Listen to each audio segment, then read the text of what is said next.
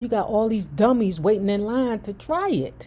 Well, I don't want to call them dummies. I'm going to call them inquisitive.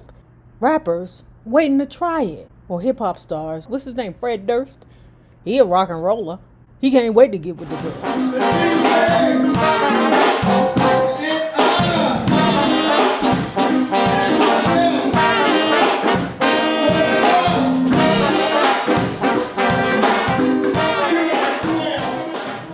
Hello there, love bugs. Hello there, Bellas. If you have not already done so, please remember to like, share the Facebook, subscribe, and visit uptopbeauty.com for this promo combo. We have the Miss Hollywood DC shades and this Renee scarf. We only have one brown set left and one pink set left. So if I was you, I would go on over there and check it out. And if you are not already a part of this book club, please hit the Patreon link below and or the join button here on the YouTube. And for a small monthly fee of $5, you babies, yes you, can be privy to all the shenanigans before the YouTube gets it, if the YouTube gets it. Now, let's continue talking about taking back my name. Ike Turner with Nigel Cawthorn. When I was in Las Vegas playing the International Hotel, which is now called the Hilton, some of the other well-known entertainers who were playing in the main room there gave me some booger sugar and a dollar bill. Two of them became very big in the entertainment world. Today, both of them are dead. Who y'all think it is? Who you think it is? Because I don't have no clue. I cannot reveal their names because I feel they were not trying to do me any harm by giving me booger sugar. Later, I used to do the same thing. Give away booger sugar to people with good intentions, not knowing what the end result would be. So I spoke several times about the ninja's lack of accountability.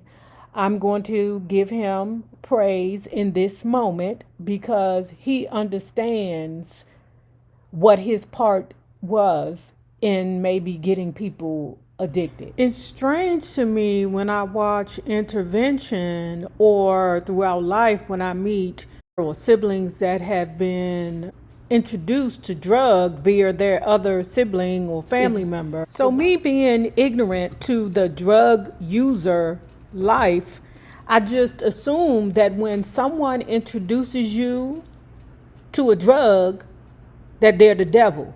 They like maneuvering within the depths of hell, and they want you to move around in the depths of hell with them, like crabs in a barrel. From reading this part of Ike Turner's book, it puts it in a different perspective for me. It's not more so that the person is a demon and they want to drag you down to the depths of hell. It's more so this is what works for me, and I'm sure this will work for you. Now, don't do it too much because you're going to get fucked up. So many books. Mary Wells was going through her issues, and her neighbor was like, okay, you're going through some issues. I know you are over there, girl, because I can hear you across the way. Won't you come with me over my cousin's house? Lo and behold, the cousin was a heroin dealer. And she got introduced to that white boy through her neighbor. Oh, just putting it up your nose will just take away the pain. If you shoot it, then you'll get hooked. Their clouded mind, that is their rationale for introducing somebody to the addiction. The guys in Las Vegas, they would say, man, you just put it in your nose and do it like this. But I never did do it. Instead, I took the booger sugar home in my pocket. I took it to the doctor and asked him about it. He explained the pros and cons. I kept it around the house for maybe 2 weeks. Finally, one night, man, I went home and I thought about it. It was about 11 o'clock. And I decided to try it. I went in there and I got the stuff out of the drawer. I was sitting in the living room with the piano with the recording equipment. I was going to record and just create songs and stuff and write. I put some in my nostril like I had seen the other people do, and I didn't feel nothing. Then later on, I took some more in both nostrils. I still didn't feel nothing. You see, I had no idea what to expect from it, except that the doctor had told me it could burn a hole in your membrane. I have one I can put a pin through right now. So anyway, I was looking to feel drunk, like when you drink whiskey and you begin to get woozy and feel yourself getting heavier and heavier. I was looking to feel something like that from booger sugar, but booger sugar has the reversed effect. It makes you feel like you just woke up in the morning. I'm a woman of season, and I have had a girlfriend who has experienced that. Now I left a young broad, okay, because the addiction shit I can't get with, right? But she told me it's just like everything is brighter, like you can breathe so much clearer, like you don't have sinus problems no more. And like you basically waking up in the morning with birds chirping, a brook babbling. Oh, just everything is just bright and beautiful to you. Like you can see beyond everything that is beautiful in the universe. You are capable of seeing it. I know me. I know that I have a very addictive personality. I will tell you forever and ever, I am definitely a food addict and a shopping addict. I fight both addictions daily, okay, hourly, momentarily. I'm fighting to not buy a chocolate bar, some kind of candy bar, and sometimes I lose. I get addiction. I truly get addiction. Trust me. Every day that I go without eating a candy bar or a honey bun is a win for me. But every morning I wake up, I fight that addiction. I fight that craving to buy something sweet. Next day at 1 o'clock, I'm still sitting right there at the piano doing the same thing. Putting the booger sugar in both nostrils, writing songs and saying, man, I don't feel sleepy. Then, man, I say, wow, I sit up all night and I'm not even tired. I wasn't thinking that cocaine could give you all of this false energy or whatever. I don't know what to call it. Then the drummer came over. I say, you gotta try this stuff. I've been sitting here all night long. I don't feel nothing, but I ain't even sleepy. When I realized that this was what was giving me all of this effing energy, I went and found somebody who had some and started giving it to all the band boys. Man, this stuff keep you awake, make you horny, make you want to screw. Man, you gotta try this shiz. That's me turning the band boys on to the shit, right? And that's a burden you will carry your entire life. Introducing people to something that can turn into a horrible addiction. Then I started buying for the band boys, and that's something I regret, man. But it's like finding someone other than somebody you love that you like to have sex with. If you find someone that good, you always want to share it with your friends. And that right there, ladies and gentlemen, explains the dumbness in men. Because I'm like, why would you want to screw behind your man? Why, what, You know, especially in that moment, you know what I'm saying? This dummy waiting his turn on the other side of the door on this dumb girl in the bed. I hope she getting paid. I hope you ain't screwed the crew for free. Men talk just like women talk. Ooh, you got to try that head. Ooh, that super head is something awful. Now you got all these dummies waiting in line to try it. Well, I don't want to call them dummies. I'm going to call them inquisitive rappers waiting to try it. Or hip-hop star, what's his name, Fred Durst? He a rock and roller. He can't wait to get with the girl. But her reputation precedes her. And I never understood why. But that's why. Ike explained it, that if he got a girl that gives him the best head that ain't your girl, you going to go to your man and be like, man, you got to go check that girl out. She is giving me the best head I've ever had in my life. Try her out. And she don't even charge you. I thought this was good, so I told my band boys, and they all liked it. We played, man. We were having so much fun playing music on stage, man. This is the beginning of it. Before you get hooked, when I say hooked, I don't care if it's mental or whatever. Whatever it is, man, either way, you'll be wanting some more. It starts out as fun. In the end, you are a slave to it. Man, I don't want to sound like I'm promoting drugs or none of this. I'd say everyone got their own mind to do whatever they want to do, but think about it before you do it. With me, I've had a lot of fun with a lot of women, and I did a lot of drugs, which at the time felt great. Later on, I wanted to stop after thinking back on how it had brought down my career and my livelihood. It started off fun, and then it ends up ...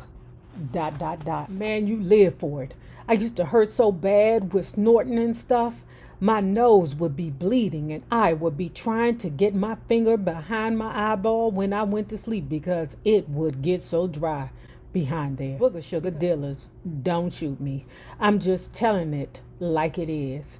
That's the real deal here. This is what Tina and I really broke up about in the end. Now when I think back at it, after reading Tina and Eddie Armani's book, Young TT or Young Eddie, it seemed that it didn't really have much to do with the abuse or physical abuse. It had more to do with Tina Turner being irritated with him. Like he was getting on her nerves. So I can more so see her leaving him because of the drugs. And the drugs turned him into a bigger asshole. And she ain't want to deal with that asshole no more. I'm done with it.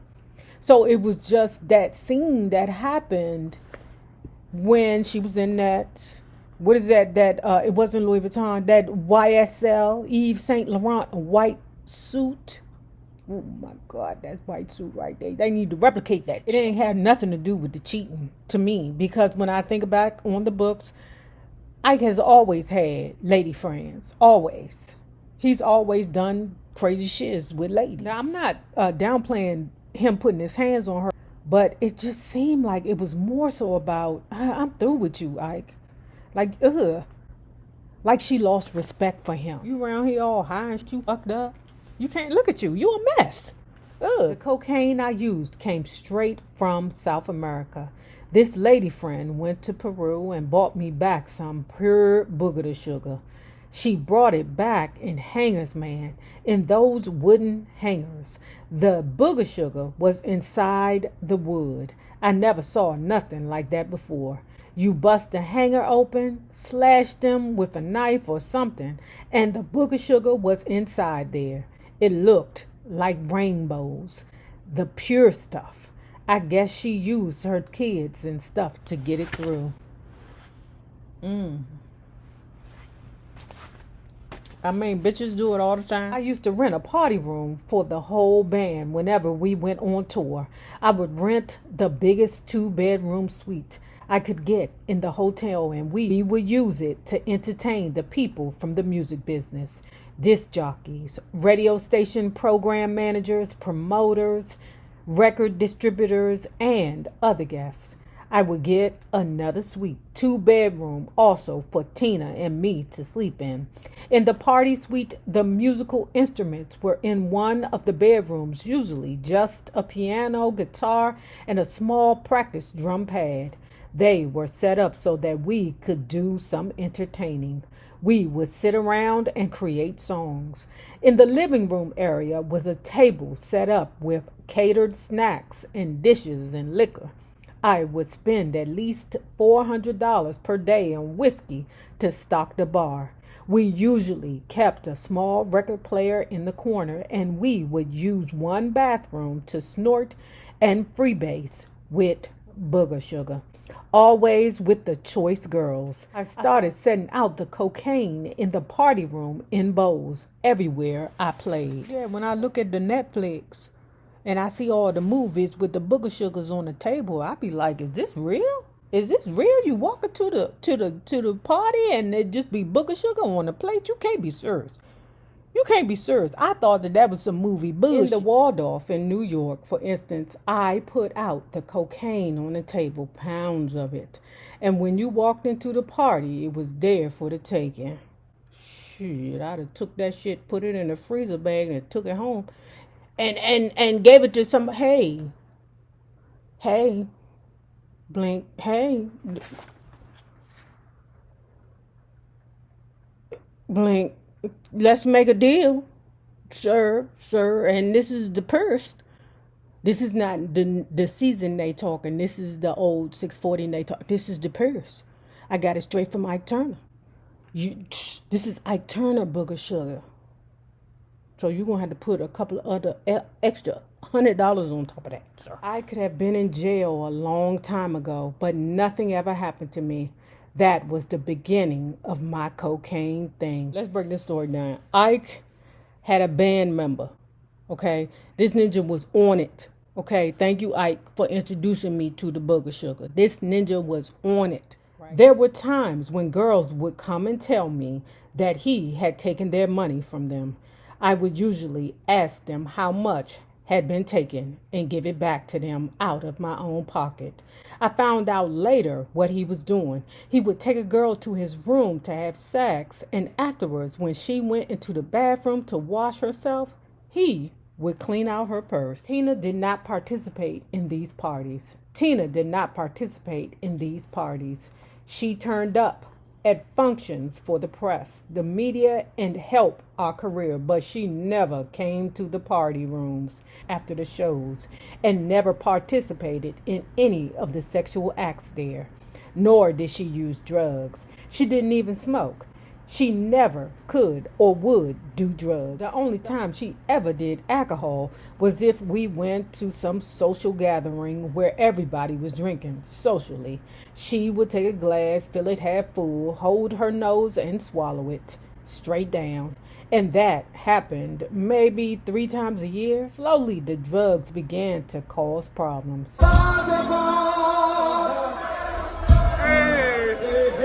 Hurry